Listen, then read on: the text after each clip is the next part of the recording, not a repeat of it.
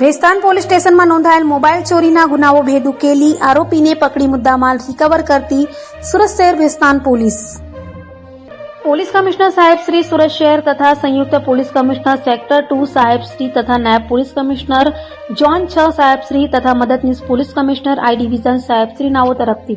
Mobile ચોરીના ગુનાઓ અટકાવવા સારું સૂચના આપેલ હોય police inspector Shri KP Gameti તથા સેકન્ડ પોલીસ ઇન્સ્પેક્ટર શ્રી જે એમ સોલંકી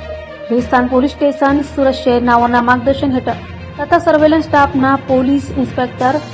એચ.બી. ચૌધરીનાઓના નેતૃત્વ હેઠળ વેસ્તાન પોલીસ સ્ટેશનના પોલીસ કોન્સ્ટેબલ બ્રિજરાજસિંહ જગદીશસિંહ તથા પોલીસ કોન્સ્ટેબલ ધર્મેશભાઈ જીતુભાઈ નાઓએ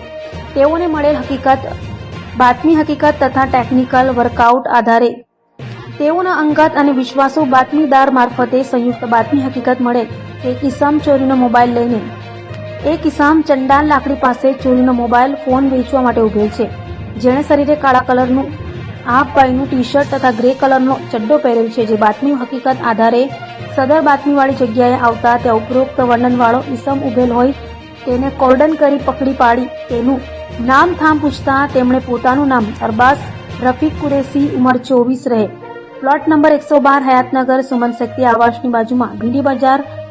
સુરત શહેરનાઓને પકડી તેની પાસેથી મોબાઈલ ફોન OnePlus કંપનીનો